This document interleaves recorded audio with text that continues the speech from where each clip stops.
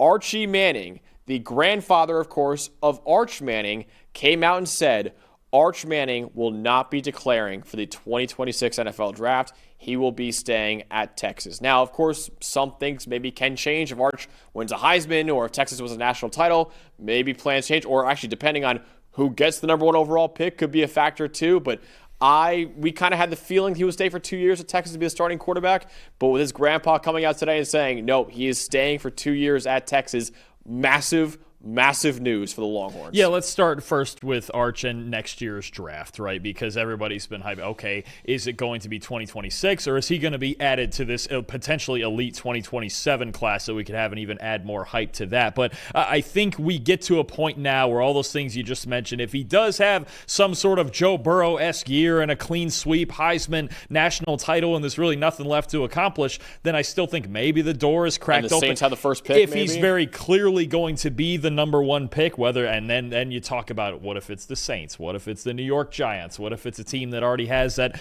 Manning legacy. I don't think the Colts I don't think they're bad enough to work their way in that conversation, but you never know. There's also a whole NFL season to go. But I think as far as there's so many angles to take on this, right? I think first, as far as the draft goes, if Arch Manning, if we're almost guaranteeing him to be in the 2027 class, what a ridiculous year we're going to have that season with all the receivers we've talked about, Leonard Moore, the cornerbacks, right? The edge rushers, Simmons and Stewart, from South Carolina and Texas. DJ Lagway competing for QB1. DJ Lagway from Florida, Dylan Raiola from Nebraska, the quarterbacks. I mean, just that quarterback class with those 3 guys, first of all, on top of anybody else that might get added in that span. You're talking about a potentially legendary 2027 class that could see more than likely, apparently, Arch Manning as a part of it. That's the first thing that a lot of NFL people are going to look at is that class right there. That is a legendary 2027 class. Now, for college football, some massive implications too, because we think Arch Manning is going to be one of the best quarterbacks in the country. I think he's right now the betting favorite to win the Heisman Trophy this year. So if he returns for 2026 and he's as good as we think he can be in 2025, Texas is absolutely still a national title favorite, not only this year, but the following year too. And Dalton, I was saying this pre-show, this sets up beautifully for Steve Sarkisian, because when Arch Manning committed to Texas, they already had Quinn Ewers, right, who was ended up being a solid quarterback in college, pretty good quarterback in college, but you allowed Arch to sit for 2 years. Now, with Arch apparently staying for 2 more years at Texas, Texas right now has the number 1 quarterback in the 2026 high school class, and Dia Bell committed to him. He's actually the son of former NBA, really good defensive player Raja Bell, actually. But Dia Bell, the number 1 quarterback in 2026. Now that Arch is staying for 2026, Dia Bell can sit for a year behind Arch Manning and not have the pressure of being the starting quarterback as a true freshman. So Sark is just really going at this beautifully, where you have a guy who's a really highly rated recruit, like Arch Manning was the number 1 quarterback out of high school, but he could sit for 2 years behind Quinn Ewers. Now with Dia Bell coming in, the number 1 quarterback out of high school, he could sit behind Arch Manning too, and Quinn Ewers was the number 1 quarterback coming out of high school too. So Steve Sarkisian is just doing an amazing job just recruiting at quarterback and recruiting everywhere, honestly. But the plan he has, where these guys don't come in, even though they're the number 1 quarterback out of high school, they don't come in with the pressure of starting as true freshmen like Bryce Underwood or other guys like Dylan Raiola too. They don't have that kind of pressure on them.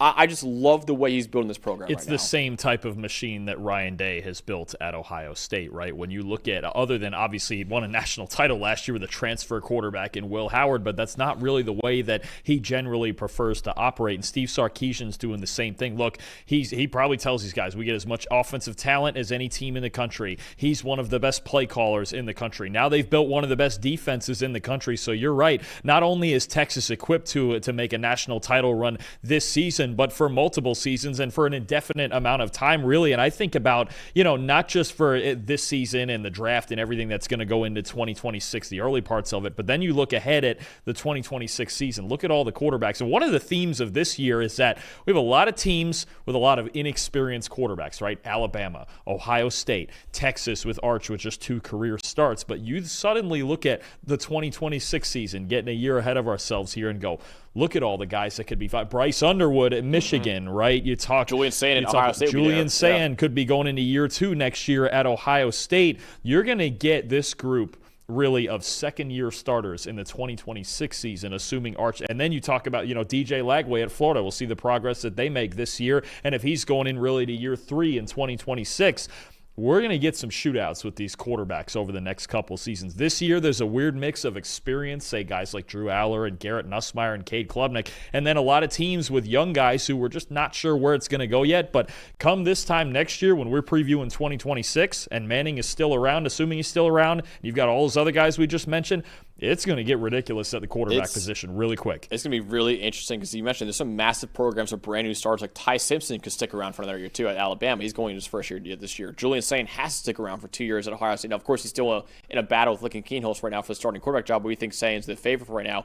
CJ Carr at Notre Dame could be going into year 2 as a starter there too. Dante Moore could stay for another year too. And let's just say, Dante Moore, you just mentioned, I was just going to get there too. There are guys that people are just assuming are coming out in 2026 that don't necessarily have to. Who's to say Lenore Sellers doesn't come back for another year for South Carolina? Who's to say that I just had another one in my Sam Levitt doesn't come back for another year at Arizona State and everything going on there with Kenny Dillingham and them? So, I mean, look, people are always trying to make these wild draft assumptions a year ahead of time, and obviously Arch one way or the other is one of them, but all of a sudden you're talking about a group of young quarterbacks in college football that has the near future of the sport in really good hands. It's such a massive news for Texas today. Obviously, his grandpa coming out and saying he will not be declaring next year. He will be staying in school for 2 more years at Texas. We always thought that would happen because Peyton Manning and Eli Manning stayed in school for 4 years, even though both of them likely could have been top picks in the year before if they declared they were both the number 1 overall pick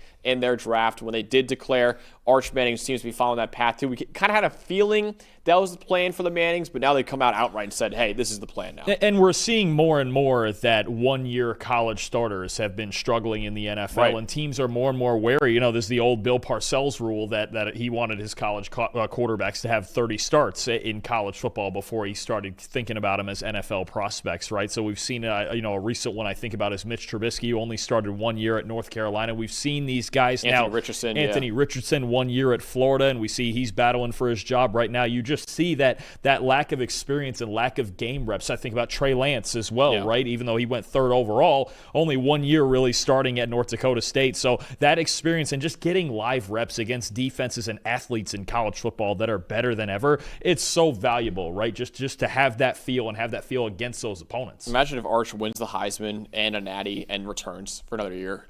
He'd be the biggest megastar in college football maybe we've ever seen. Yeah, I mean, and gunning at that point as the clear favorite, most likely coming back for a national title next season, although it's going to be a loaded field. According to On3's NIL valuations right now, he's worth $6.8 million, which is by far number 1 of any collegiate athlete. The next one is at $4.3 million. So he's worth $2.5 million more than anyone else right now. Imagine if he has a great year and comes back to school for another year. He could be one of the most valuable athletes we've ever seen in college And that's sports. A huge argument when it comes to especially the quarterbacks and what they're making at the college level for staying another year, because you're not financially incentivized now to go in the NFL. 6.5, let's say he's worth $6.5 million. Isn't that about what Cam Ward and those guys at the top are getting right on the NFL rookie scale? So there's really no financial incentive to start your NFL career. The only thing is, you come back another year, there's always an injury risk, but he's not hurting for money. That's for darn sure. And even when you think about some of these other guys, when there was an argument about, say, Carson Beck earlier, should he come out in the draft? And then he just got hurt, but he's still getting probably,